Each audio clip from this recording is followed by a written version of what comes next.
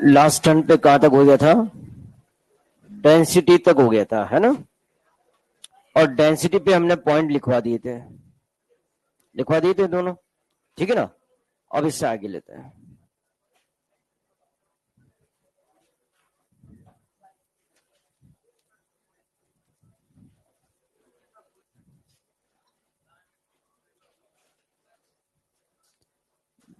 दोनों तरफ ही हमने प्रॉपर्टीज ऑफ न्यूक्लियस करा दिया था।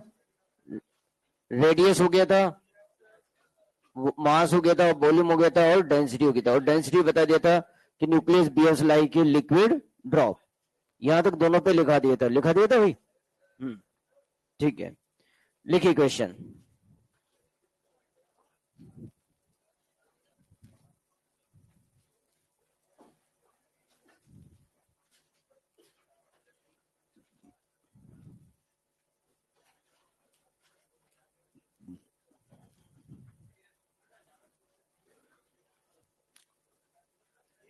नोट कराएं।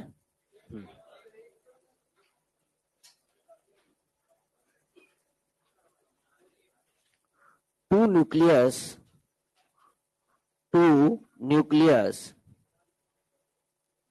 have mass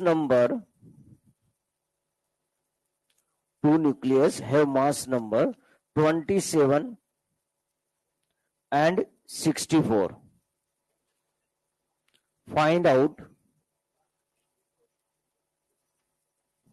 out ratio of their, अब फर्स्ट पार्ट लिखिए, radius.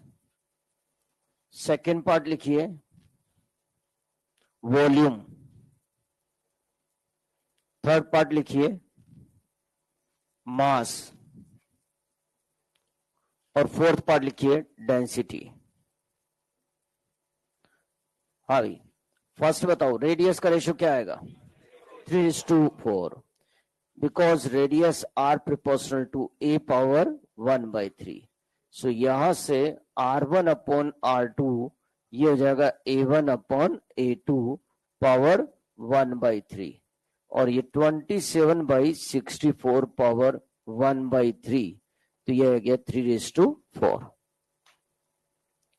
Second 27/64, because volume proportional to mass number, तो ये हमारे पास आ गया V1 upon V2 equal to A1 upon A2, यानी 27/64। हाँ भाई, थर्ड क्या आ रहा है? वही 27:1, because mass proportional to mass number. So M1 upon M2 equal to A1 upon A2 equal to 27/64. Fourth, 1:1, because the density proportional to mass number power 0. ये degree नहीं है, है ना, और एंगस्ट्रॉम भी नहीं है, मास नंबर पावर 0। जैसे L पावर 0, इसका मतलब लेंथ पे डिपेंड नहीं कर रहा है ना, तो ये ρ1 अपॉन ρ2 इक्वल टू 1:1 आ गया।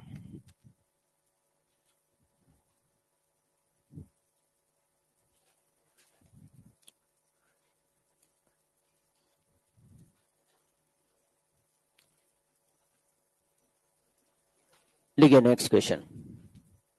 Radius of nucleus is 4.8 Fermi. 4.8 Fermi. And its atomic number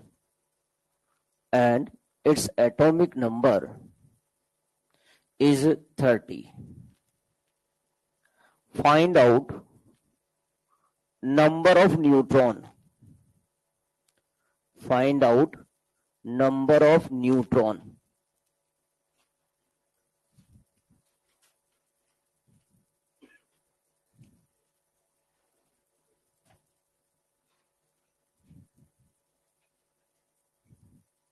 क्या आंसर? 34. First option 34.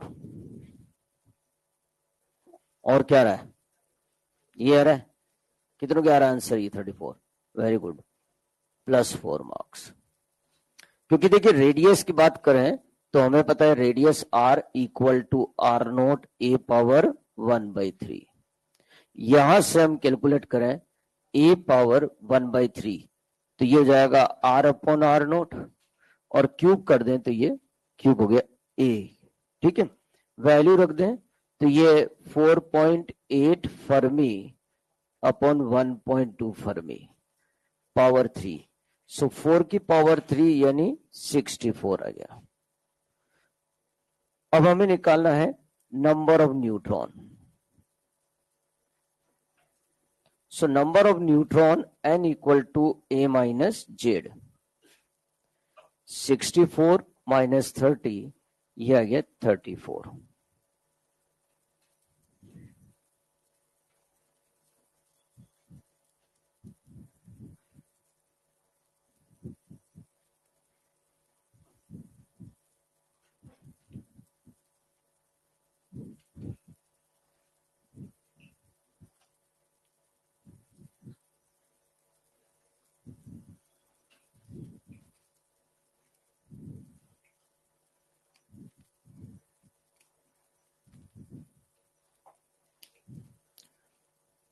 देखिए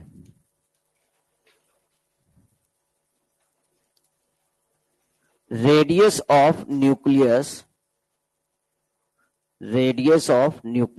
P is equal to half of the radius of nucleus Q. Is equal to half of the radius of nucleus Q. If number of nucleon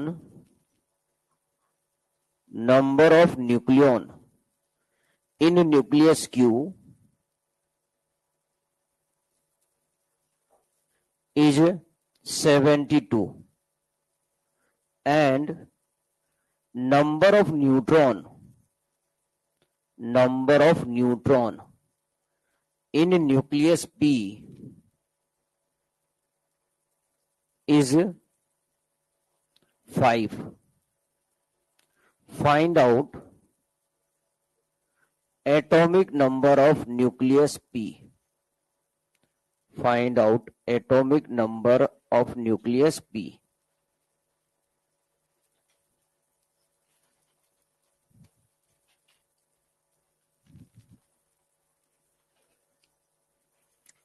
First options.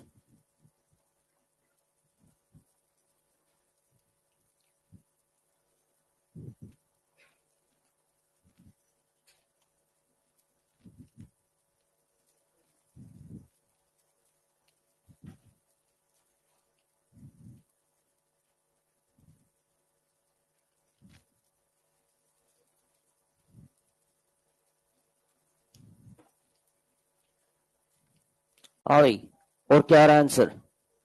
ये आ रहा है answer. कितनों के answer आ रहा है ये? Very good, correct answer +4 marks. क्योंकि देखिए इसमें गिवन है radius of nucleus P is half of the radius of nucleus Q. और नंबर ऑफ न्यूक्लियन यानी मास नंबर ऑफ क्यू दिया हुआ है आपको 72, number of neutron of P दिया हुआ है आपको 5 और एटॉमिक नंबर आपसे फाइंड करवाया गया। तो हमें पता है देखिए कि R इक्वल प्रोपोर्शनल टू होता है A पावर 1/3, या हम ये कह सकते हैं कि R क्यूब प्रोपोर्शनल टू क्या हो गया A। सो यहां से रेशियो निकालेंगे mass number of P upon mass number of Q equal to radius of P upon radius of Q power 3। अब P बाई Q निकालें तो ये 1/2 पावर 3 हो गया, जो कि हो गया 1/8। So mass number of P equal to mass number of Q upon 8 हो गया। ये दे रखा है 72 डिवाइडेड बाई 8, तो ये अगेन 9। अब हमें कैलकुलेट करना है नंबर ऑफ न्यूट्रॉन, न्यूट्रॉन का ना एक एटॉमिक नंबर, सॉरी, हाँ, तो ये atomic number of nucleus P की बात कर रहे हैं, तो यानी ZP इक्वल टू हो गया AP माइनस NP। AP हमें 9 दे रखा है और NP number of neutron P के दिया है 5, सो आंसर आ गया 4।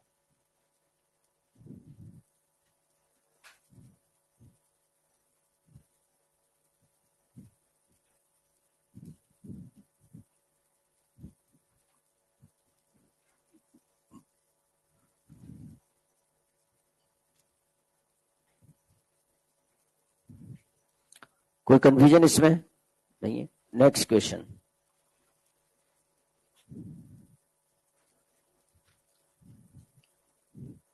a stationary heavy nucleus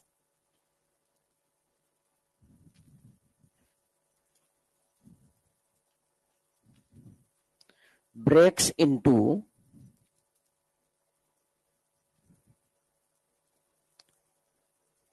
two fragment nuclei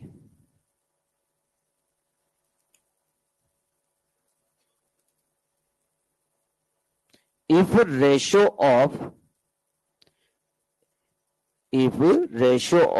speed of fragment nuclei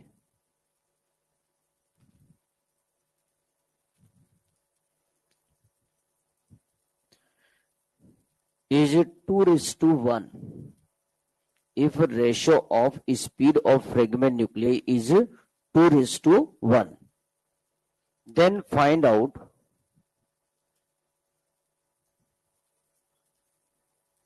ratio of radius of fragment nuclei, then find out ratio of radius of fragment nuclei. First options at raised to 1.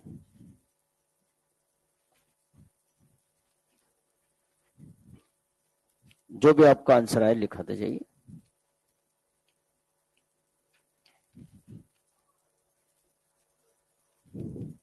Second options 2 power 1/3 raised to 1.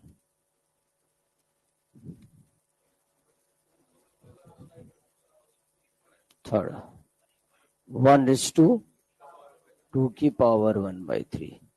Fourth 1 raised to 8।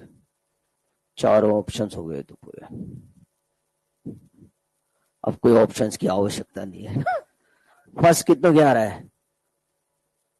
आ रहा था वो, हो गया। Second कितनों क्या आ रहा है? ये भी बोला था यार। थर्ड कितनों क्या आ रहा है? अच्छा, मैक्सिमम के थर्ड आंसर आ रहा है। करेक्ट आंसर थर्ड है, +4 मार्क्स। बाकी तो -5 में जाएंगे, है ना। देखिए, जब स्पॉन्टेनियसली ब्रेक हो रहा है तो लीनियर मोमेंटम क्या रहेगा? कंजर्व।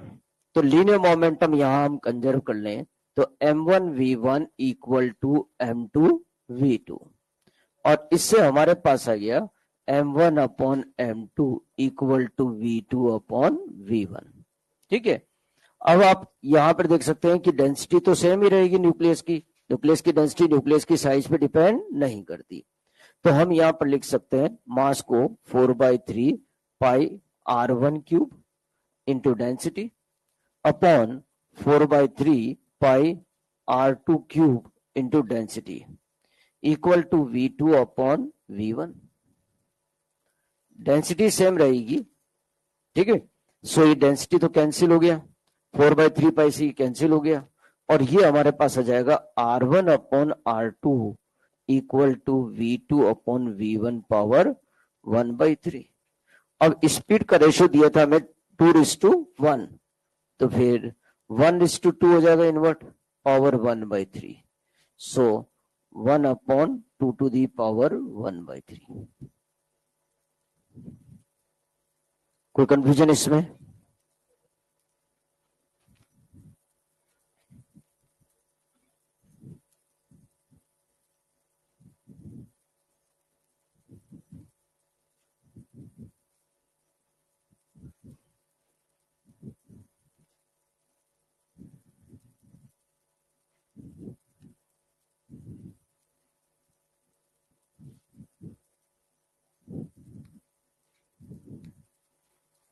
नेक्स्ट है Einstein mass energy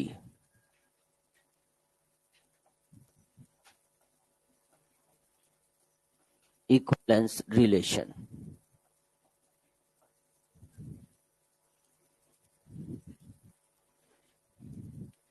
next heading लिखिएगा Einstein mass energy equivalent relation. ठीक है। अब इसमें देखिए आप अच्छी तरह जानते हैं कि आइंस्टाइन ने बताया कि मास को हम एनर्जी में कन्वर्ट कर सकते हैं और एनर्जी को मास में, और वो रिलेशन था E equal to C square MC square. ठीक है ना, तो E equal to MC square. ठीक है, कि यहां हम एनर्जी को किस में कन्वर्ट कर सकते हैं, मास में, और मास को कन्वर्ट कर सकते हैं किस में, एनर्जी में। E equal to MC square. यहां पर E जो है ये है टोटल एनर्जी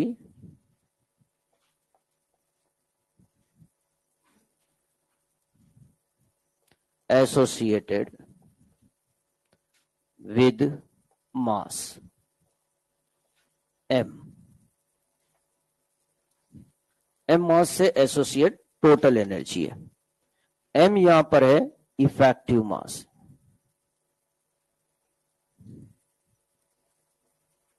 और इफेक्टिव मास आप अच्छी तरह जानते हैं M equal to m0 upon √1 minus V square upon C square. और हमने आपसे कहा था कि यदि स्पीड ऑफ लाइट के कंपैरिजन में कम है तो इफेक्टिव मास हम रेस्ट मास के इक्वल ही ले लेते हैं। ठीक है, और यदि स्पीड नियर अबाउट है, स्पीड ऑफ लाइट के बराबर उससे ज्यादा तो हो नहीं सकती, बट उसके नियर अबाउट आ गई तो फिर हम ये पूरा ही फॉर्मूला यूज करेंगे इफेक्टिव मास का। ठीक है, m0 पता ही रेस्ट मास से लिखने की आवश्यकता नहीं। सी स्क्वायर यहां पर है used as conversion coefficient।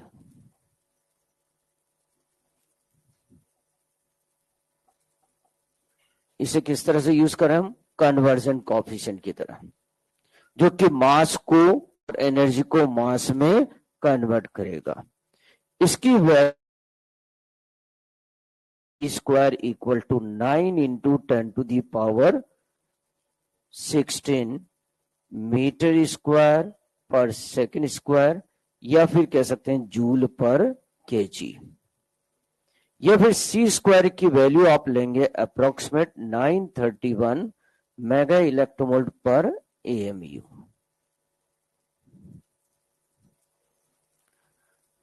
देखिए सी स्क्वायर कई बार हम ये कर लेते हैं कि ये ऑब्जेक्ट है, इसका रेस्ट मास है m0। ठीक है, अब इसे यदि मैं स्पीड ऑफ लाइट से फेंकूंगा तो ये मास किस में चले जाएगा, एनर्जी में। मगर ये बात गलत है, बात ध्यान देना। किसी भी पार्टिकल को आप स्पीड ऑफ लाइट से फेंक ही नहीं सकते। ठीक है, सी स्क्वायर है क्या, कन्वर्जन कोएफिशिएंट है जो कि एक्चुअल में प्रॉब्लम क्या आ रही थी कि न्यूक्लियर रिएक्शन जो थी इनमें mass conservation law and energy conservation law valid नहीं हो रहा था। सो आइंस्टाइन ने रिएक्टेंट की काइनेटिक एनर्जी का सम और प्रोडक्ट की काइनेटिक एनर्जी का सम लिया और उसका जो डिफरेंस आया वो हो गया एनर्जी, जो भी चेंज आ रहा है। सिमिलर इसी तरह से दोनों साइड रिएक्टेंट के मास का सम और उधर प्रोडक्ट के मास का सम, इसमें चेक किया तो दोनों साइड का जो डिफरेंस आया वो हो गया मास में चेंज। और ये रेशियो अप्रोक्सीमेट 9.0 इंटू 10⁻16 मीटर पर सेकेंड होल स्क्वायर के इक्विवेलेंट आता रहा, जिसे हम कह सकते हैं किसके बराबर है, स्पीड ऑफ लाइट के स्क्वायर के इक्विवेलेंट आ रहा है। ठीक है, कांस्टेंट वैल्यू आ रही है, हर इक्वेशन में कांस्टेंट वैल्यू आ रही है। ठीक है, सो उसको नाम दिया कन्वर्जन कोएफिशिएंट। ठीक है, जो कि क्या कर रहा है कि जूल को किलोग्राम में और किलोग्राम को जूल में कन्वर्ट करने का काम कर रहा है, यानी मास को एनर्जी में और एनर्जी को मास में।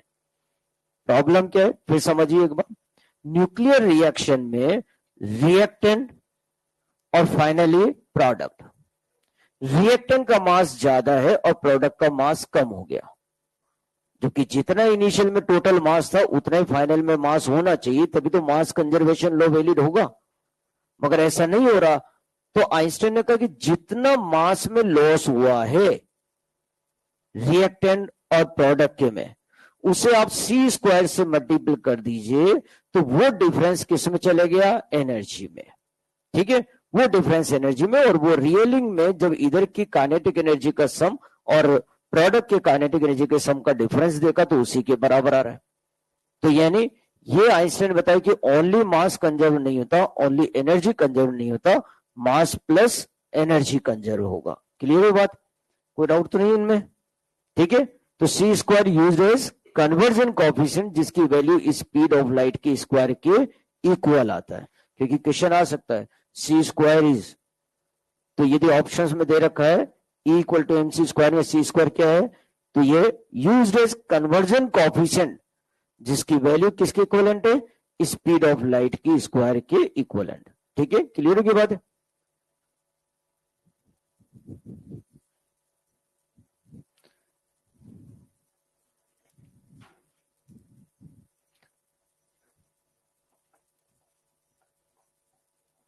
स्पेशल पॉइंट्स,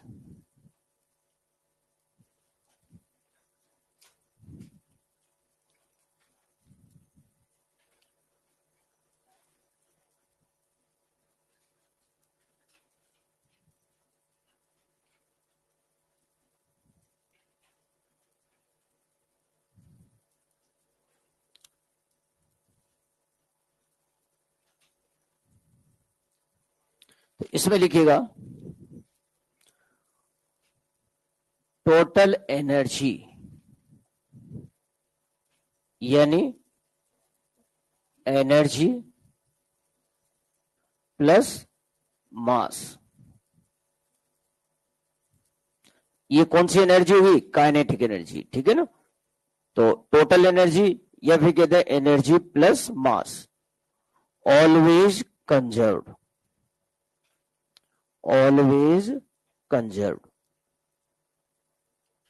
भैया तो लिखा दे सकता है टोटल एनर्जी, तो टोटल एनर्जी हमेशा क्या रहेगी, कंजर्व रहेगी। टोटल एनर्जी नहीं वर्ड बोला तो फिर energy plus mass always conserve रहेगा। ठीक है, क्लियर होगी बातें। या तो टोटल एनर्जी या फिर ब्रैकेट में लिख दिया टोटल एनर्जी का मतलब क्या हो गया, एनर्जी प्लस मास। ठीक है,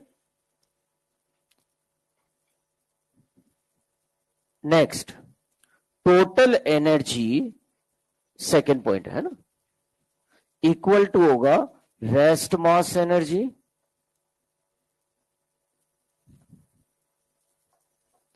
प्लस काइनेटिक एनर्जी।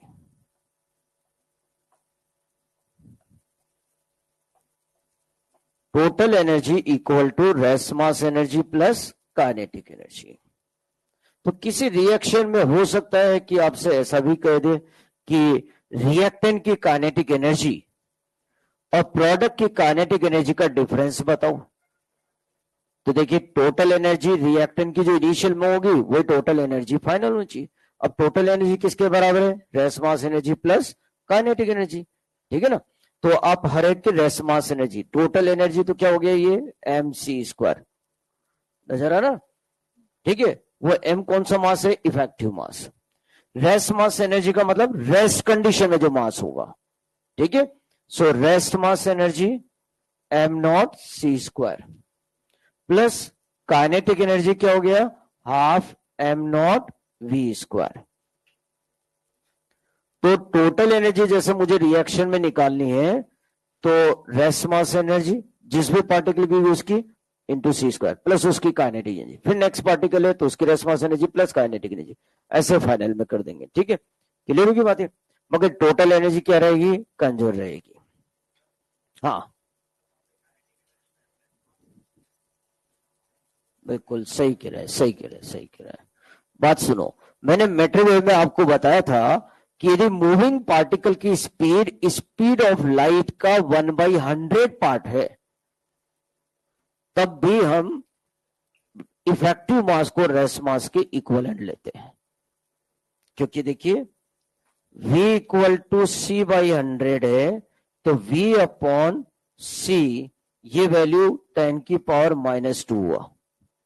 इसका स्क्वायर करता हूं तो ये 10⁻⁻² का स्क्वायर यानी 10⁻⁻4। अब 1 में से माइनस करेंगे आप 0.0001, सो अप्रोक्सीमेट 0.9999, जैसे मैं 1 ही लिख दूंगा क्योंकि अब मैं इसे सॉल्व करूंगा भी।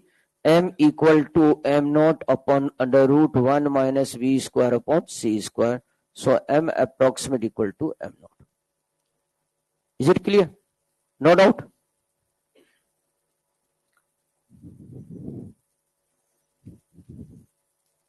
और जब मान लीजिए पार्टिकल की स्पीड ही बहुत ज्यादा हो गई कि स्पीड ऑफ लाइट की नियर अबाउट हो गई, तब तो फिर ये वाला कुछ भी पार्ट काउंट नहीं आएगा, फिर ये आएगा, क्योंकि वहां फिर ये काइनेटिक एनर्जी नहीं लगेगी, फिर वहां आइंस्टाइन रिलेटिविस्टिक थ्योरी लगेगी, ठीक है। और उसके अकॉर्डिंग फिर आप E इक्वल टू mc² से कैलकुलेट करेंगे इसे। आप अच्छी तरह जानते हैं न्यूटन्स लॉ जो है स्पीड ऑफ लाइट के कंपैरिजन में कम स्पीड पर ही अप्लाई करते हैं, हाई स्पीड पार्टिकल पर न्यूटन्स लॉ अप्लाई नहीं होते, वहां आइंस्टाइन रिलेटिविस्टिक थ्योरी अप्लाई होती है, ठीक है। मगर ये आइंस्टाइन रिलेटिविस्टिक थ्योरी आपके सिलेबस में नहीं है, बस केवल ये एक ही फॉर्मूला है m equal to m0 upon √1 minus v² upon c²। यहां तक क्लियर है? डाउट तो नहीं? Next, rest mass energy of electron और पॉजिटिव, E माइनस का मतलब इलेक्ट्रॉन, पूरा लिखने की आवश्यकता तो नहीं ना, एंड पॉजिट्रॉन, E प्लस का मतलब पॉजिट्रॉन, ध्यान रखिएगा कि लिखूं पूरा नहीं, ठीक है। पॉजिट्रॉन ये हो जाएगा किसके बराबर? Mass of electron into c², और मास ऑफ इलेक्ट्रॉन होता है 9.1 इंटू 10⁻⁻31 kg। c² की वैल्यू रखेंगे और इसे सॉल्व करेंगे तो वैल्यू आएगी 0.51 मेगा इलेक्ट्रॉन वोल्ट। यानी ये रिजल्ट आपको डायरेक्ट ध्यान रखना है, इलेक्ट्रॉन और पॉजिट्रॉन की rest mass energy 0.51 mega electron volt होती है।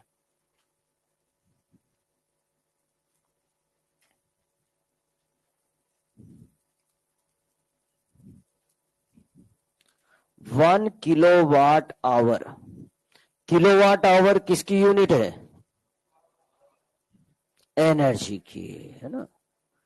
किलो यानी 10⁻³ चेक ही कर लेते ना ये लो, ठीक है। वाट यानी जूल पर सेकेंड, आवर सेकेंड में बदल दो 3600 सेकेंड, ये सेकेंड से सेकेंड कैंसिल हो गया और ये आ गया हमारे पास 3.6 इंटू 10⁻⁶ जूल। तो 1 किलोवाट आवर को जूल में कन्वर्ट करना है तो हम मल्टीप्लाई कर सकते हैं 3.6 इंटू 10⁻⁶ से, तो वो जूल में चला जाएगा। और 1 जूल किलोवाट आवर में लाना है तो 3.6 इंटू 10⁶ से डिवाइड कर देंगे, ये किलोवाट आवर में आ जाएगा।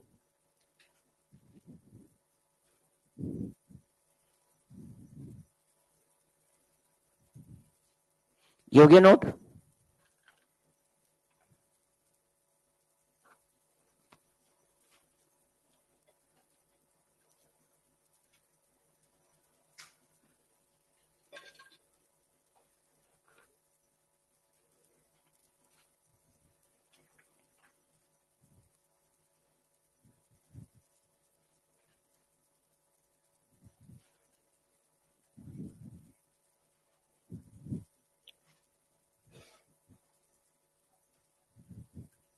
अच्छा, एक बात ध्यान दीजिएगा, सी स्क्वायर की वैल्यू हम 9 इंटू 10⁻16 लेंगे या 931 लेंगे, तो ध्यान दीजिएगा, जब भी मास एएमयू में दे रखा हो, मास किस में दे रखा हो, एटॉमिक मास यूनिट में, तो ही सी स्क्वायर की वैल्यू 931 मेगा इलेक्ट्रॉन लेंगे। या फिर मास निकालना हो और एनर्जी मेगा इलेक्ट्रोवोल्ट में दे रखी हो, तो सी स्क्वायर 931 मेगा इलेक्ट्रॉन लेंगे पर एएमयू। वरना हर कंडीशन में हम किस में लेंगे, 9 इंटू 10⁻16। मास एएमयू में नहीं दे रखा है तो, और दे रखा है तो सी स्क्वायर की ये वैल्यू लेंगे। ठीक है, दोनों ध्यान रखिएगा। Equation,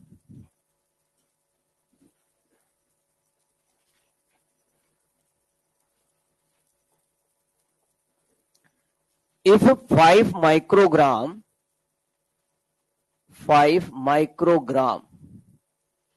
mass is completely convert into energy, if 5 microgram mass is completely convert into energy, find out release energy.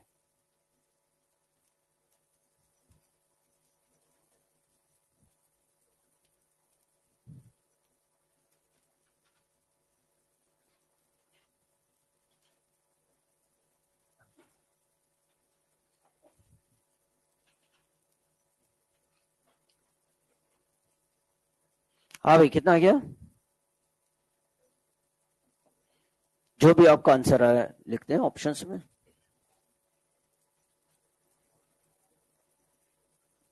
4.5 10⁸8।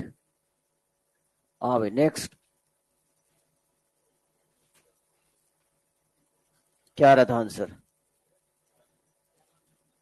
7 आ रहा है। 4.5 इंटू 10⁷ जूल। और कोई?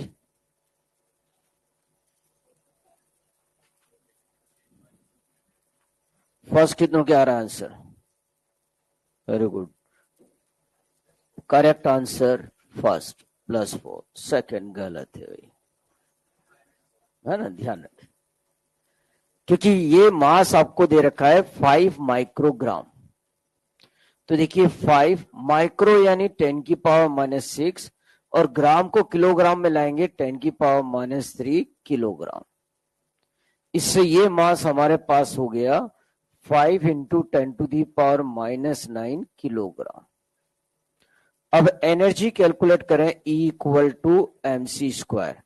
तो ये 5 इंटू 10⁻⁻9 किलोग्राम, और सी स्क्वायर की वैल्यू 9 इंटू 10⁻16 जूल पर केजी। ये किलोग्राम से किलोग्राम कैंसिल हो गया, और ये आंसर आ गया हमारे पास 4.5 into 10⁸8 joule.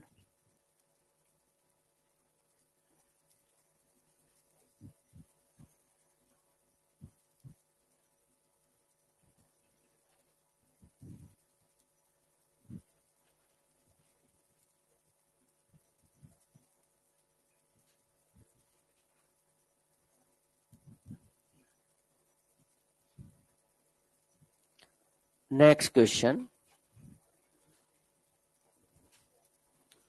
Energy equivalent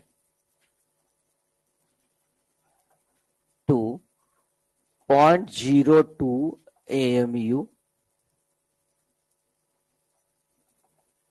will be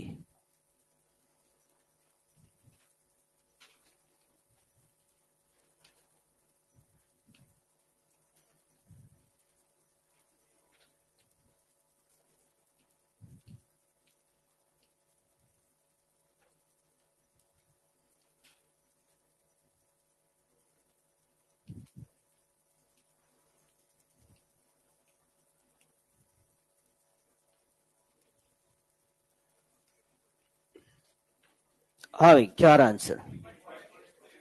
18.62 mega electron volt.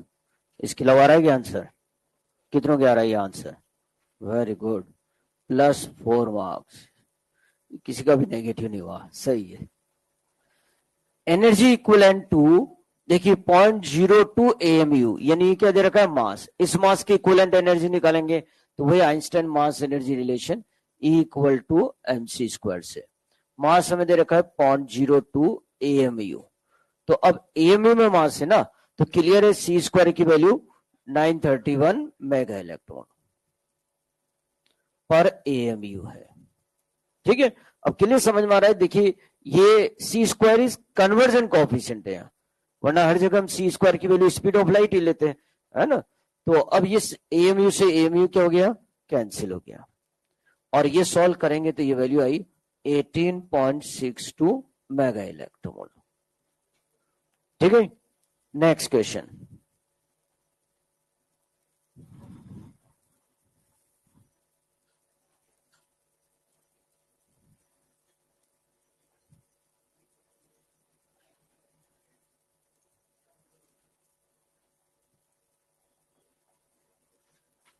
mass equivalent to 2.793 mega electron volt will be.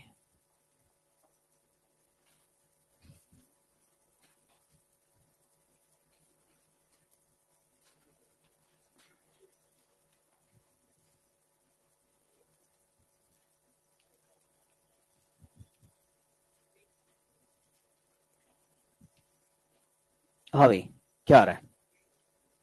First option 3,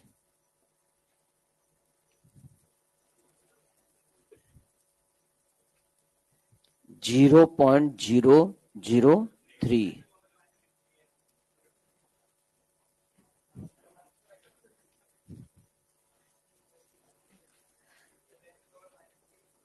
नहीं, अब ये दो ऑप्शन है, इन दोनों में से कौन सा आंसर है?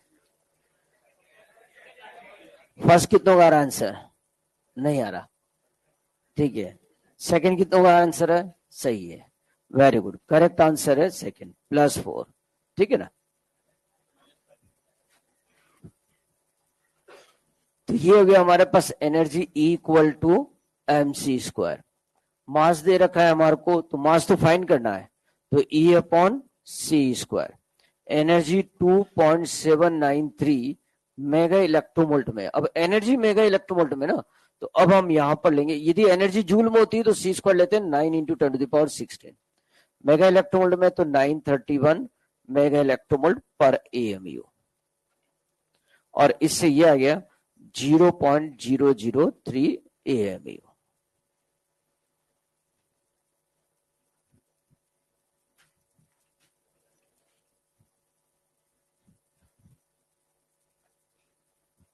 Next question.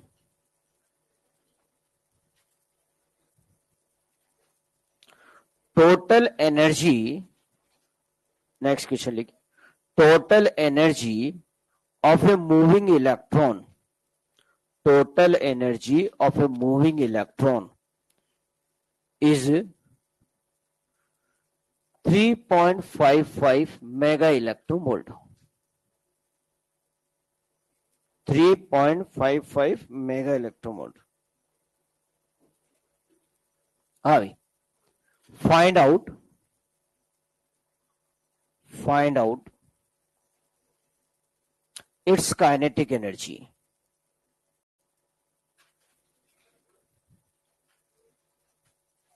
First option 3.04 mega electron.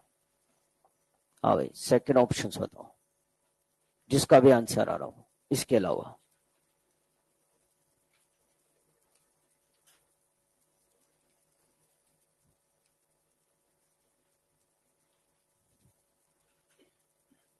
इसके अलावा नहीं आ रहा आंसर? कितनों क्या आ रहा है ये answer? Very good, correct answer है, +4 मार्क्स। माइनस तो किसी के भी नहीं आया, क्योंकि देखिए टोटल एनर्जी इक्वल टू हो गया rest mass energy plus kinetic energy.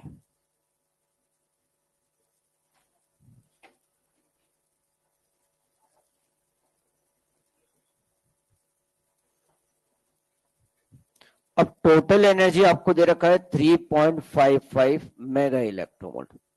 Rest mass energy होती है इलेक्ट्रॉन की 0.51 मेगा इलेक्ट्रोवोल्ट, याद ही रखना होगा ये, plus kinetic energy. So kinetic energy equal to 3.04 mega electrovolt. यानी इलेक्ट्रॉन और पॉजिट्रॉन की रेस्ट मास एनर्जी आपको याद ही रखनी होगी, क्वेश्चन में देगा नहीं।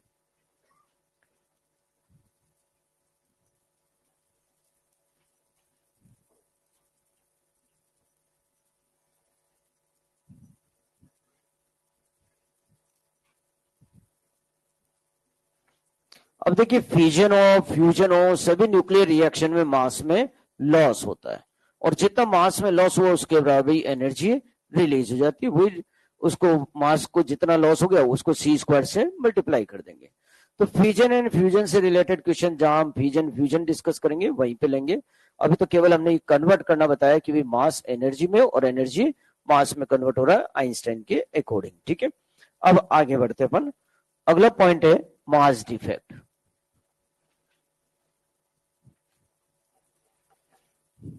मास डिफेक्ट एक सिंपल उसमें देखे तो मास डिफेक्ट को डेल्टा एम से रिप्रेजेंट करते हैं, और ये हो गया इनिशियल मास माइनस फाइनल मास, यानी मास में लॉस। मास में लॉस है इसका मतलब इनिशियल ज्यादा है और बाद में कम है। ठीक है, अब इसमें स्पेशल पॉइंट्स की फॉर्म में लिखते चलेंगे सारी बातें मास डिफेक्ट से रिलेटेड। ठीक है, फर्स्ट पॉइंट लिखिए,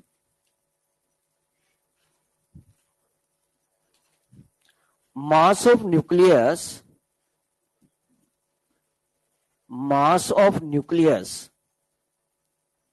is always less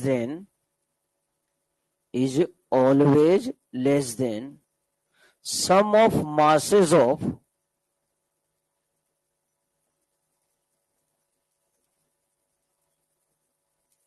its constituent nucleons।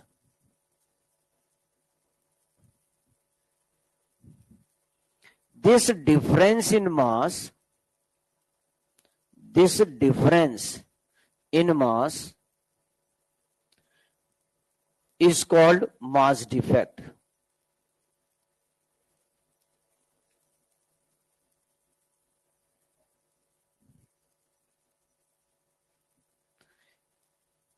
यानी ये देखा गया कि जो न्यूक्लियस का मास ऑब्जर्व किया गया, तो जो ऑब्जर्व मास से उसमें प्रेजेंट न्यूक्लियन के मास के सम से हमेशा क्या आ रहा है, कम आ रहा है। ठीक है, तो ये मास में डिफरेंस ही कहलाएगा मास डिफेक्ट। अब ऐसा क्यों हो रहा है, तो ये माना गया कि फ्री न्यूक्लियन कंबाइन होकर जब इन्होंने न्यूक्लियस बनाया तब सम एनर्जी क्या कर दी, रिलीज, और जितनी एनर्जी रिलीज होगी उतनी उसके मास में क्या हो गया, लॉस। ठीक है, ये हो गया। तो ये हमेशा वर्ड यूज कर दिया कि न्यूक्लियस के फॉर्मेशन में तो मास में लॉस होता ही है। ठीक है, क्लियर है बात है। सो सेकंड पॉइंट लिखेंगे इसमें, मास ऑफ न्यूक्लियस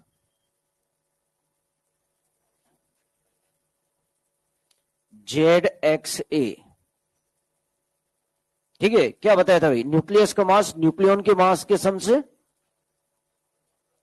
कम होगा, हमेशा होगा ना। तो अब इस न्यूक्लियस का मास दे दिया आपको। अब इसमें कितने न्यूक्लियन है, ए, जिसमें कितने प्रोटॉन है, जेड, और कितने न्यूट्रॉन है, ए माइनस जेड। तो यानी ये कम हो किससे, जेड मास ऑफ प्रोटॉन से plus A minus Z mass of neutron से।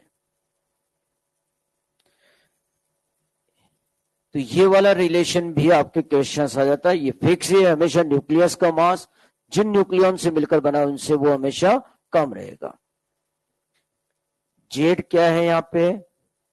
एटॉमिक नंबर, जिसे बोल सकता हूं मैं नंबर ऑफ प्रोटॉन। ठीक है। एम पी यहां पर क्या है? Mass of proton.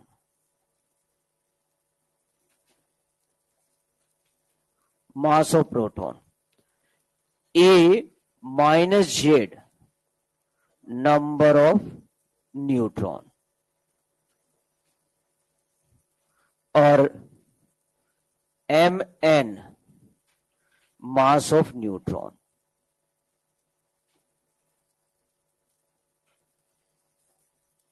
ठीक है। वैसे हमें इनके किसी के भी मास याद रखने की आवश्यकता नहीं है, वो क्वेश्चन में वो खुद देगा। ठीक है। बस हमें ये जरूर ध्यान रखना है कि न्यूक्लियस का मास उसमें प्रेजेंट न्यूक्लियन के मास के सम से हमेशा कम होता है।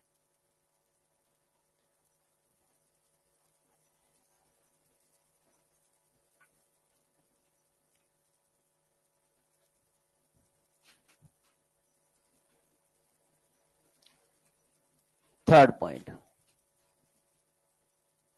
Mass of atom. Mass of atom is measured by mass spectrometer. Mass spectrometer. ठीक है। एटम का मास किससे मेजर करेंगे? मास स्पेक्ट्रोमीटर से। सो रियली में कोई न्यूक्लियस का मास मेजर नहीं होता। किसका मास मेजर होता है? एटम का। ठीक है। किससे? मास स्पेक्ट्रोमीटर से। अब मास स्पेक्ट्रोमीटर से हमने एटम का मास निकाल लिया। आप अच्छी तरह जानते हैं, हमेशा जब भी एटम की बात करते हैं और कुछ नहीं बोला तो हम उसे न्यूट्रल एटम मानते हैं। कौन सा एटम? Neutral atom. और न्यूट्रल एटम में उतने ही इलेक्ट्रॉन होते हैं जितने उसमें प्रोटॉन। ठीक है। कोई डाउट तो नहीं इसमें? तो इसका मतलब किसी भी एटम में कितने प्रोटॉन होते हैं? जेड। तो इलेक्ट्रॉन भी कितने होंगे? जेड। अब यदि मैं जेड इलेक्ट्रॉन का मास माइनस कर देता हूं तो बचा हुआ पार्ट क्या रहेगा? न्यूक्लियस। ठीक है। और इसीलिए हम ये कर सकते हैं कि जो मास स्पेक्ट्रोमीटर से हमने एटम का मास निकाला उसमें से जेड इलेक्ट्रॉन का मास हम क्या कर देंगे? माइनस। तो बचा हुआ मास कहलाएगा मास ऑफ न्यूक्लियस। तो ये जो मास ऑफ न्यूक्लियस हम कैसे निकालते हैं वो यहां पर बात आ गई। तो नेक्स्ट लाइन में लिख रहा हूं मैं, फोर्थ नंबर पॉइंट। थर्ड तक हो गया था ना अपना? Mass defect in nucleus ZXA। ठीक है। So delta M equal to sum of masses of nucleons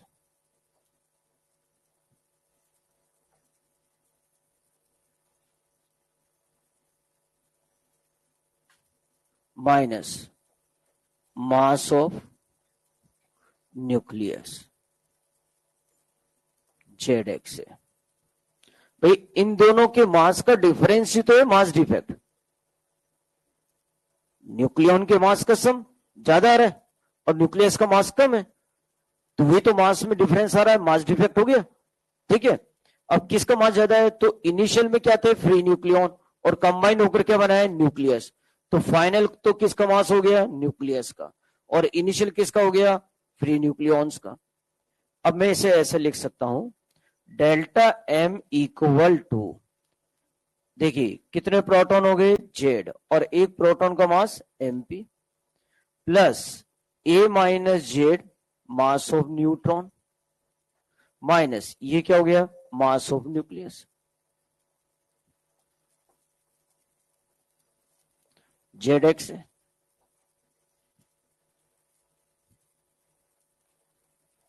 ठीक है। बट मास ऑफ न्यूक्लियस आप फाइंड नहीं करते, कौन सा मेजर करते हैं? मास ऑफ एटम। ठीक है। तो फिर वहां से हम निकाल सकते हैं, ये मास डिफेक्ट है ना, delta M।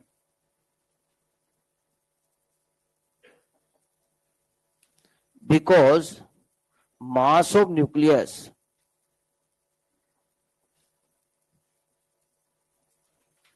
Equal to mass of atom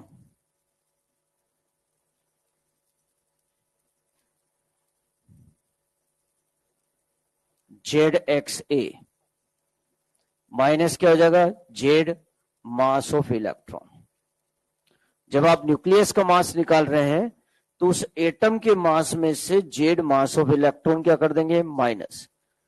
nucleus का मास निकाला और वो इसमें रख देंगे। यदि उसने एटम का मास दे रखा है तो उसमें से इलेक्ट्रॉन का मास माइनस करेंगे। ठीक है, ये तो इक्वेशन आई रही।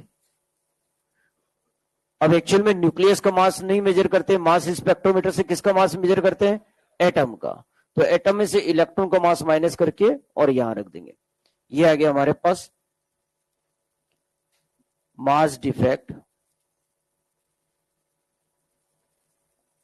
Delta M equal to Z mass of proton plus A minus Z mass of neutron minus mass of atom. ऐसे लिख दो ना शॉर्ट में, एक ही बात है। ठीक है, minus Z mass of electron. अब जरूरी नहीं है, एक मिनट मेरी बात ध्यान से सुनिएगा, ये सब कंसेप्ट बताए जा रहे हैं। हो सकता है उसने तो न्यूक्लियस का मास दे दिया तो आपको एटम का मास निकालने की आवश्यकता नहीं है। मगर यदि हम एनसीईआरटी बुक के क्वेश्चन करते हैं तो उसमें सारे मास उसने मास स्पेक्ट्रोमीटर से मेजर किए गए दे रखे हैं। और मास स्पेक्ट्रोमीटर से किसके मास होते हैं, एटम के, क्योंकि वहां कहीं नहीं लिखा हुआ है न्यूक्लियस। जैसे वो लिखेगा मास ऑफ जेड एक्स ए, न तो एटम लिख रहा नहीं न्यूक्लियस लिख रहा। तो ये ध्यान रखिए, जब तक न्यूक्लियस मेंशन नहीं है इसका मतलब किसका मास दिया है, एटम का। और यदि उसने मास ऑफ न्यूक्लियस लिख दिया तो फिर हमें माइनस करने की आवश्यकता नहीं, फिर वो न्यूक्लियस का ही मास है। ठीक है,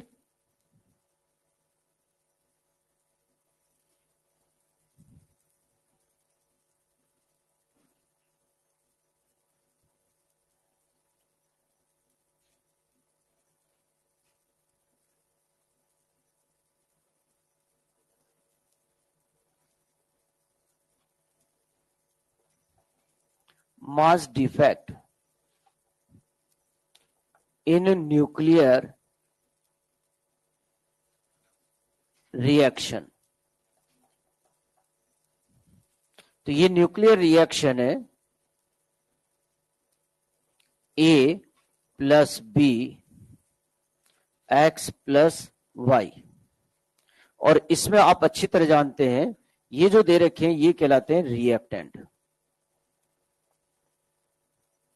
और ये है प्रोडक्ट।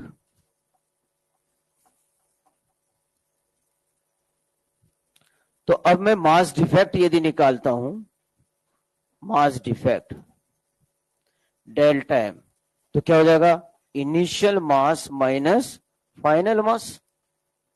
ठीक है, अब इनिशियल में कौन है, रिएक्टेंट। तो मैं यहां लिख सकता हूं sum of masses of reactant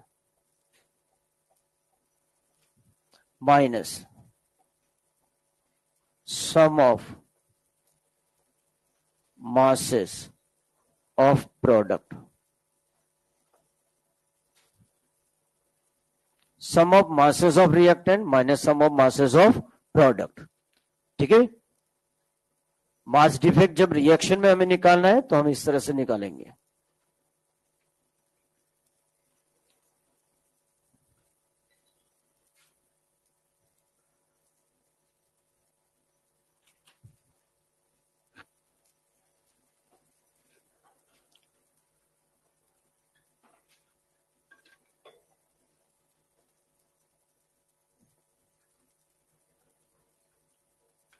मतलब है तो सिंपली इनिशियल मास, इनिशियल में कौन है, रिएक्टेंट, रिएक्टेंट का मास का सम कर दिया। फाइनल, फाइनल कौन है, प्रोडक्ट, प्रोडक्ट के मास का सम कर दिया। पर क्या है कि कंसेप्चुअल क्वेश्चन जब आएगा तो उसमें वो इनिशियल फाइनल नहीं कर, इनिशियल फाइनल तो एज ए ट्रिक जो कि आपको याद रह जाए कि भाई मास डिफेक्ट जब भी लॉस होता है तो हम इनिशियल माइनस फाइनल लिखते हैं। बाकी तो आपको वो sum of masses of product, sum of mass of reactant, इन्हीं के बारे में बोलेगा। तो अब देखिए दो रिएक्शन होती है, एक्सोथर्मिक और एंडोथर्मिक होती है ना। किसी रिएक्शन से एनर्जी निकल रही है, इसका मतलब रिएक्शन कौन सी हुई, एक्सोथर्मिक। यानी किसी रिएक्शन से एनर्जी निकल रही है, तो आइंस्टाइन मास एनर्जी रिलेशन से आप बात करें तो इसका मतलब पहले मास ज्यादा था और बाद में मास कम हुआ, तो जितना मास में लॉस हुआ वही तो पार्ट किस में गया, एनर्जी में। क्लियर है? तो इसका मतलब मास में क्या होना चाहिए, लॉस, और मास में लॉस हुआ तो इसका मतलब प्रोडक्ट के मास का सम रिएक्टेंट के मास के सम से क्या होना चाहिए, कम होना चाहिए। या यूं कह दें कि रिएक्टेंट का मास प्रोडक्ट के मास से क्या हो जाना चाहिए, ज्यादा होना चाहिए। बात क्लियर है? लिखिए अगला point, if sum of masses of reactant, sum of masses of reactant is greater than sum of masses of product, sum of masses of product, then reaction is exothermic, then reaction is exothermic। Clear है? कोई confusion तो नहीं इसमें? ठीक है, next अगला point लिखिए, if sum of masses of reactant, sum of masses of reactant is less than sum of masses of product,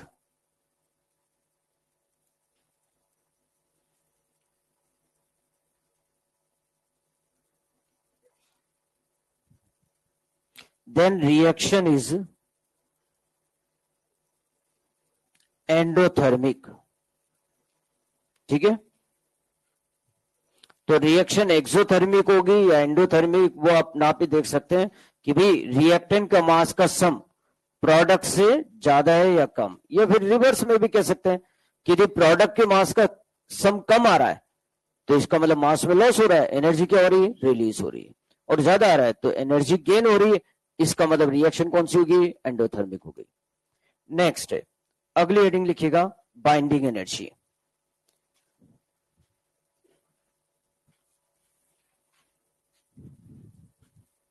question in पे हम एक साथ ही करेंगे, mass defect, binding energy per nucleon and release energy, इन सब पर क्वेश्चन एक साथ प्रैक्टिस करेंगे। ठीक है, तो नेक्स्ट लिखेंगे बाइंडिंग एनर्जी।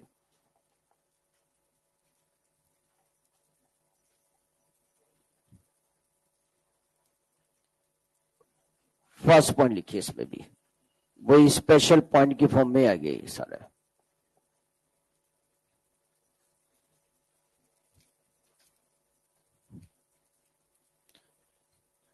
देखिए,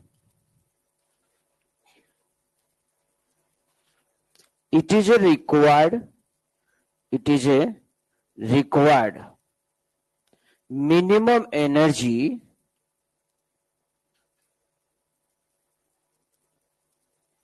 to split a nucleus into free nucleons।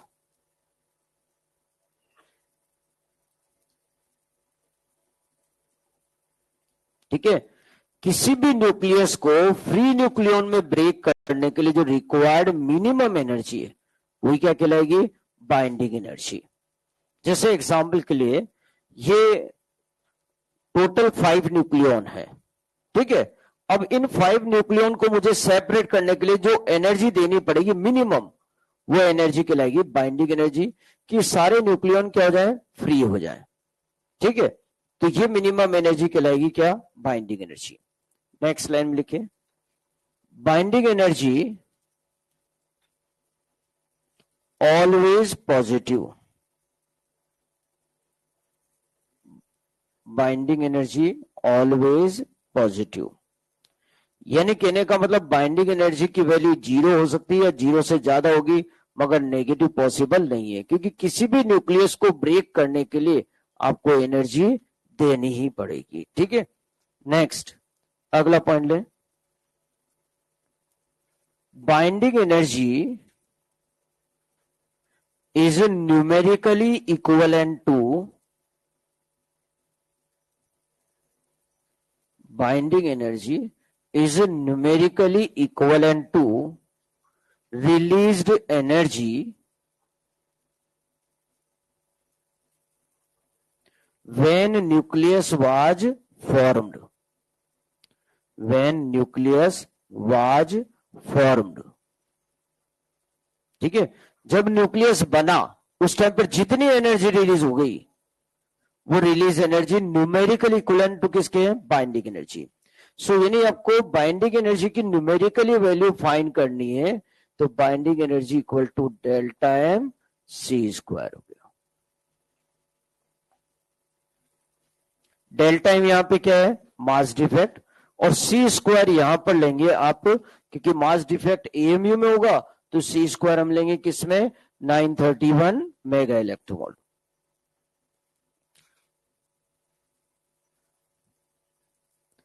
Next लिखिए अगली heading, binding energy per nucleon.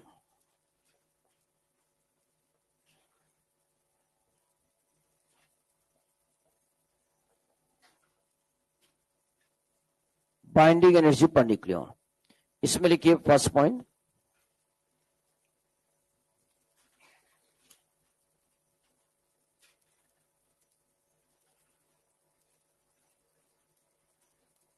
it is a required average energy, it is a required average energy to remove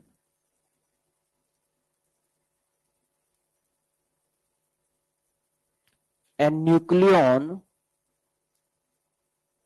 from a nucleus।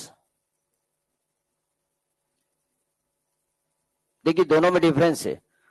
Binding energy तो क्या थी कि nucleus में present सभी nucleon को क्या कर दूं मैं, फ्री, यानी पूरे न्यूक्लियस को तोड़ दूं, मगर जो उसके लिए जो मिनिमम एनर्जी की रिक्वायरमेंट होगी वो बाइंडिंग एनर्जी। यहां बाइंडिंग एनर्जी पर न्यूक्लियन क्या है, किसी भी न्यूक्लियस से एक न्यूक्लियन को रिमूव करने के लिए जो एवरेज एनर्जी लगेगी, एवरेज वर्ड बोल के इसका मतलब किसी के लिए हो सकती है ज्यादा भी लग जाए और किसी के लिए हो सकती है कम भी लग जाए।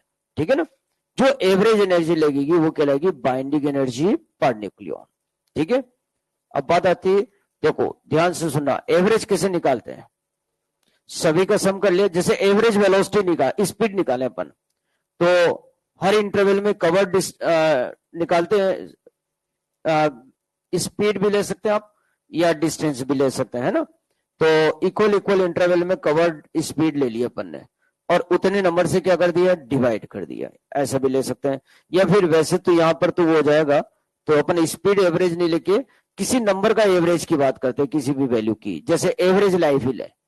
तो एवरेज लाइफ में क्या करते हैं, सभी व्यक्ति जो जो एक्टिव रहे फिर उसके बाद स्टेबल हो गए, है ना। तो जब तक एक्टिव रहे उस टाइम तक की बात कर रहे हैं, है ना। ठीक है, मतलब फिर तो स्टेबल फोटो तो बने रहेगी ना, है ना। जब तक एक्टिव, कब तक का टाइम उनका एक्टिव रहने का रहा वो वाला टाइम ऐड कर लिया और उतने नंबर से डिवाइड कर दिया, वो एवरेज लाइफ आ गई, है ना। ऐसे कैसे, यहां पर देखो समझो, ये न्यूक्लियस में ये 5 न्यूक्लियन है, एग्जाम्पल के लिए समझिए। अब बाइंडिंग एनर्जी क्या है, इन 5 न्यूक्लियन को क्या कर दूं मैं, फ्री, तो उसके लिए जो मिनिमम एनर्जी कहलाएगी वो बाइंडिंग एनर्जी।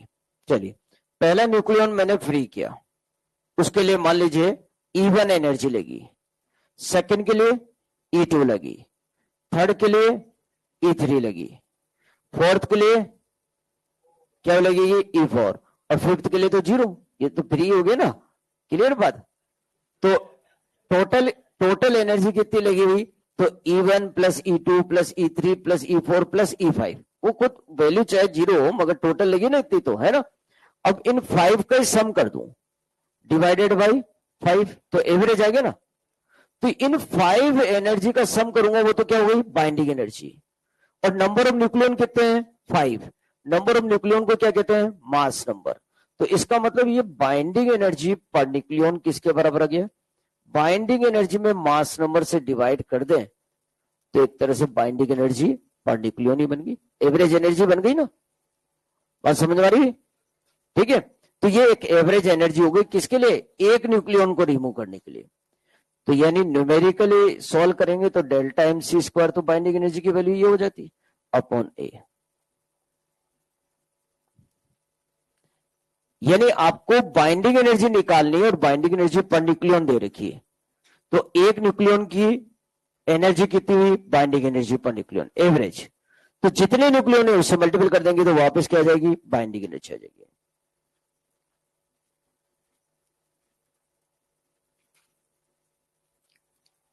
हो गया नोट? नेक्स्ट पॉइंट लिखिए, stability of nucleus, stability of nucleus is decided by binding energy per nucleon, binding energy per nucleon. Bracket में लिख दीजिएगा not decided by binding energy, not decided by binding energy, यानी binding energy से decide नहीं करते। Stability किससे decide करते हैं? बाइंडिंग एनर्जी पर न्यूक्लियन से। नेक्स्ट पॉइंट लिखिए, stability of nucleus, stability of nucleus increase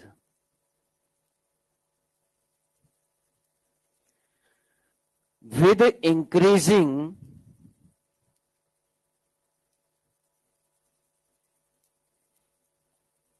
binding energy per nucleon. Stability of nucleus increase with increasing binding energy per nucleon. Next लिखिए, graph between binding energy per nucleon and mass number, binding energy per nucleon and mass number.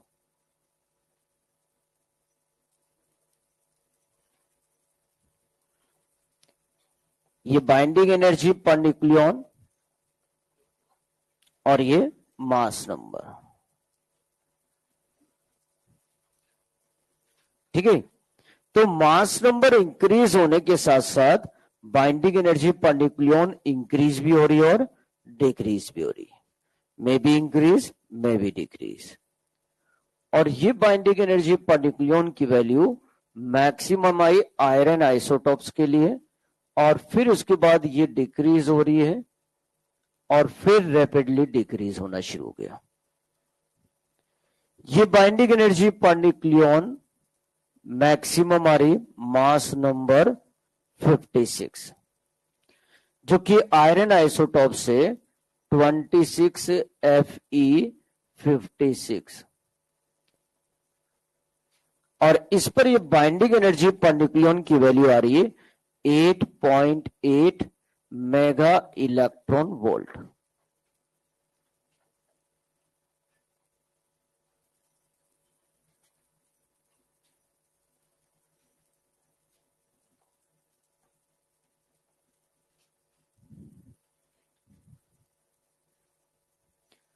इस देखिए यहां पर यदि हम observe करें तो binding energy per nucleon में वेरिएशन बहुत कम आ रहा है, यानी ये वैल्यू है 8.0 मेगा इलेक्ट्रॉन वोल्ट, जो कि हम एवरेज बाइंडिंग एनर्जी भी कह सकते हैं।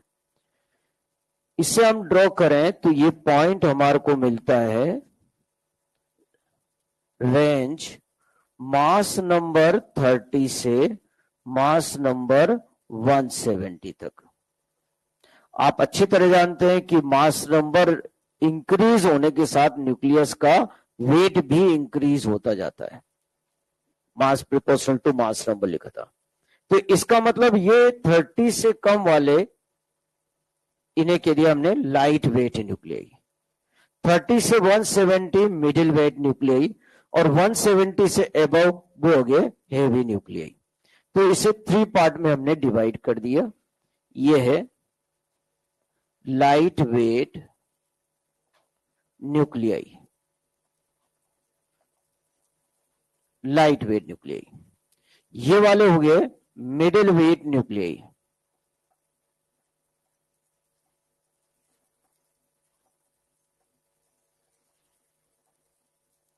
और 170 से एबव वो हेवी वेट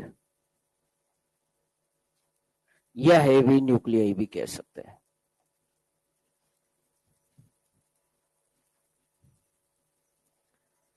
देखिए, मिडिल वेट न्यूक्लियाई की बाइंडिंग एनर्जी पर न्यूक्लियन आप देखें तो लाइट वेट न्यूक्लियाई से ज्यादा है और हेवी वेट न्यूक्लियाई से भी ज्यादा है।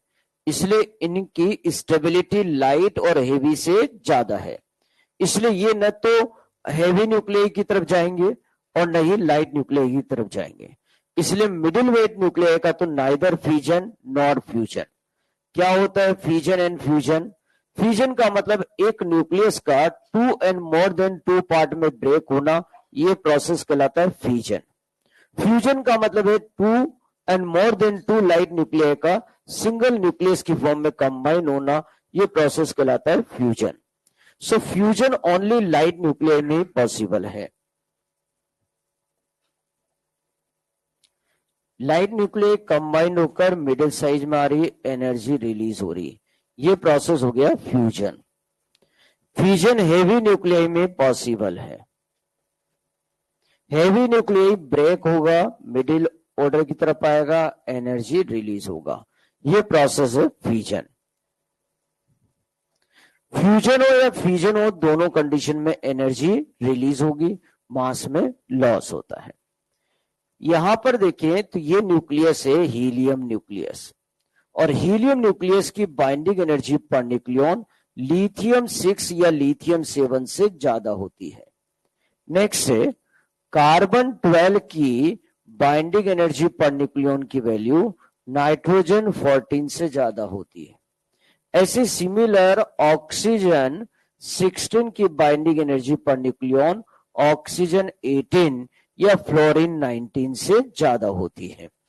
यहां पर आप ध्यान दें तो क्लियर नजर आ रहे हैं कि ये पीक्स नजर आ रहे हैं।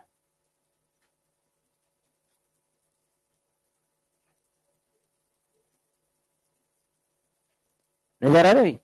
ये जो पीक्स नजर आ रहे हैं ये इस बात का एविडेंस देते हैं कि न्यूक्लियस में भी शेल स्ट्रक्चर होता है, यानी न्यूक्लियस की एनर्जी डिस्क्रेट होती है सिमिलर टू एटम।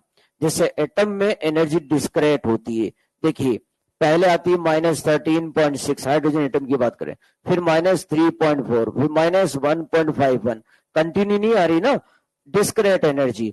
ऐसे ही अब डिस्क्रेट एनर्जी इसका मतलब शेल स्ट्रक्चर है, कंटिन्यू सारा नहीं मिल रहा, ठीक है। ऐसे कैसे ही न्यूक्लियस में भी शेल स्ट्रक्चर प्रेजेंट होता है। ये पीक्स इस बात का एविडेंस दे रहे हैं। एक तो पीक्स एविडेंस देते हैं, एक एविडेंस देते हैं गामा डीके। ये नोट करें, फिर मैं इसमें पॉइंट लिखाता हूं आपको।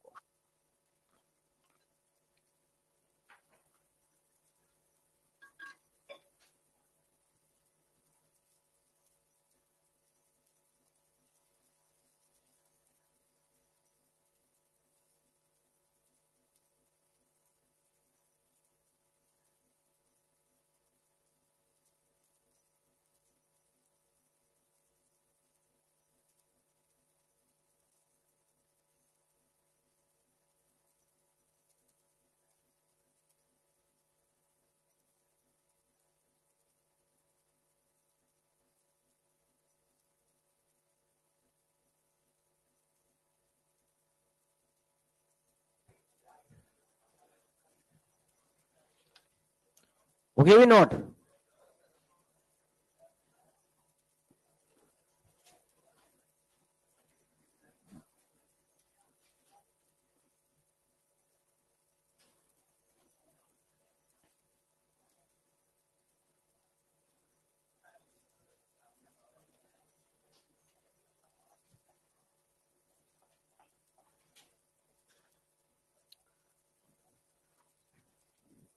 तो ये ग्राफ तो है एक्सपेरिमेंटल ऑब्जर्वेशन बेस्ड, ठीक है।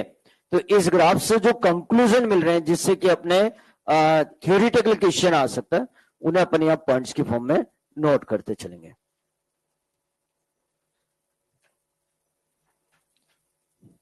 ये लिखा है हमने पीक्स, ठीक है ना, ये नजर आ रहे हैं जो।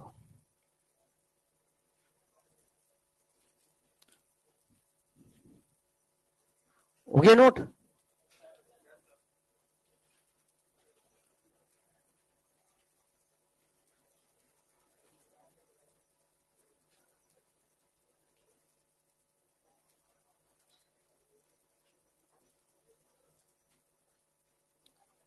ठीक है, फर्स्ट पॉइंट देखिए, इसे अपन एक एक पॉइंट समझाते हुए नोट कराते चलते हैं। तो देखिए, मास नंबर इंक्रीज होने के साथ साथ binding energy per nucleon increase हुई, फिर डिक्रीज हो गई, फिर इंक्रीज हुई, फिर डिक्रीज हो गई। ठीक है, तो हम ये कह सकते हैं कि binding energy per nucleon may be increase, may be decrease with increasing mass number. But in heavy nucleus की बात करें तो मास नंबर इंक्रीज होने के साथ साथ binding energy per nucleon decrease ही हो रही है। तो लिखिए first point, binding energy per nucleon may be increase or decrease with increasing mass number.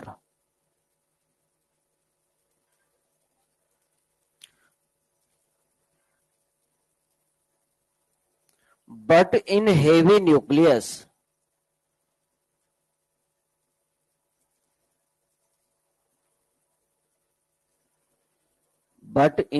nucleus, binding energy per nucleon decrease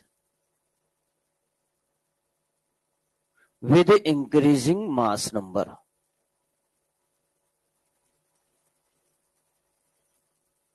ठीक है, और ये आप अच्छी तरह जानते हैं कि बाइंडिंग एनर्जी पर न्यूक्लियन कम होगी तो स्टेबिलिटी कम होगी, और बढ़ रही तो स्टेबिलिटी बढ़ेगी। ठीक है ना।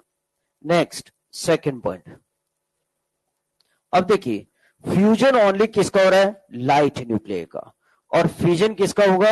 हेवी न्यूक्लियर का। लिखिएगा, nuclear fusion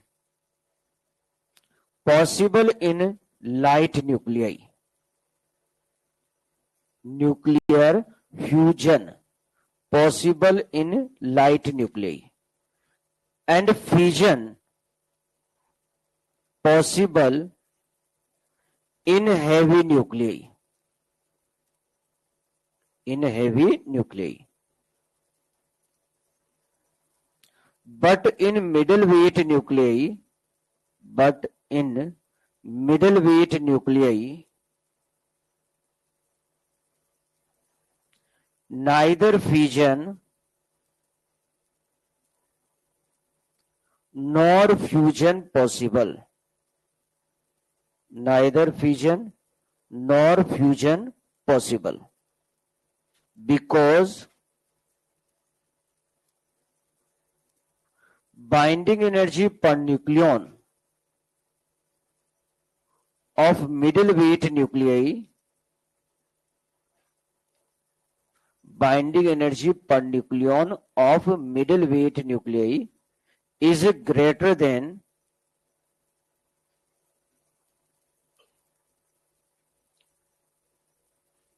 light and heavy nuclei.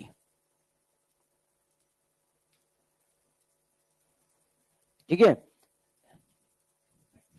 Light and heavy nuclei, यानी लाइट न्यूक्लियर का ओनली फ्यूजन होगा, हेवी न्यूक्लियर का ओनली फ्यूजन होगा, बट मिडिल वेट न्यूक्लियर का नाइदर फ्यूजन नॉर फ्यूजन। इसमें कोई कंफ्यूजन नहीं है।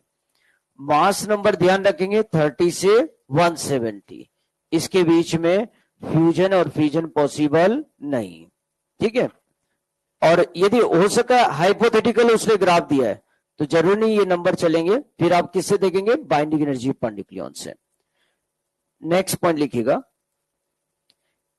इन fission and fusion process, in fission and fusion process,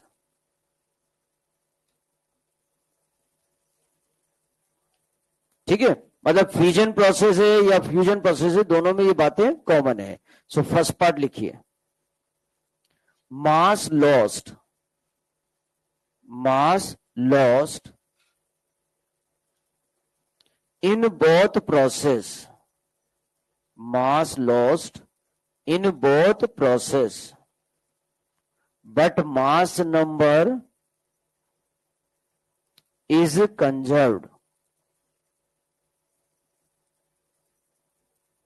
ठीक है, ध्यान दीजिएगा, मास में लॉस होता है, मास नंबर में कोई लॉस नहीं होता, वरना कंफ्यूजन रहता है। देखिए, प्रोटॉन का मास नंबर कितना है 1, न्यूट्रॉन का भी मास नंबर 1 है, मगर न्यूट्रॉन का मास प्रोटॉन के मास के बराबर नहीं होता।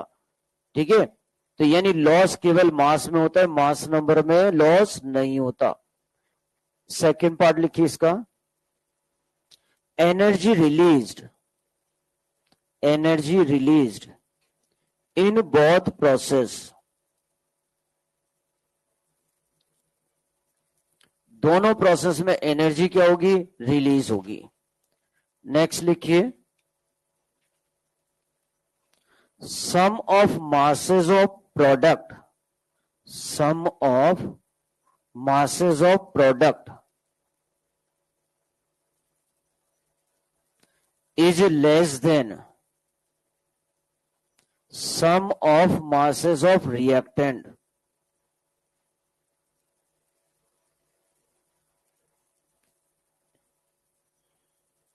इन बोथ प्रोसेस, दोनों प्रोसेस में प्रोडक्ट के मास का सम रिएक्टेंट के मास के सम से क्या होगा, कम होगा, तभी एनर्जी क्या होगी, रिलीज। अगला पार्ट लिख लें इसमें, sum of binding energy of product, sum of binding energy of product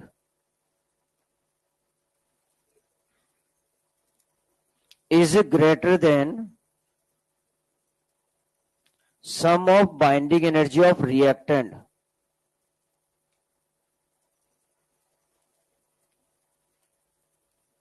in both process। ठीक है, दोनों ही प्रोसेस में प्रोडक्ट की बाइंडिंग एनर्जी का सम रिएक्टेंट की बाइंडिंग एनर्जी के सम से क्या होगा, ज्यादा होगा। एक और पार्ट इसमें लिख लें, stability of product, stability of product, ठीक है, ब्रैकेट में लिखेगा binding energy per nucleon, binding energy per nucleon, bracket में, ब्रैकेट बंद करने के बाद लिखिए, इज मोर देन रिएक्टेंट। ठीक है, प्रोडक्ट की जो स्टेबिलिटी है वो रिएक्टेंट से ज्यादा होगी, या यूं कहते प्रोडक्ट की binding energy per nucleon reactant से ज्यादा होगी। तो अगले टर्न पर अभी कुछ पॉइंट्स हो रहे इस पे, तो वो अपन लिखा देंगे और क्वेश्चन प्रैक्टिस रहेगा, मतलब लगभग ये चैप्टर कंप्लीट हो जाएगा आपका अगले टर्न पर। फिर रेडियो एक्टिविटी रहेगा, है ना।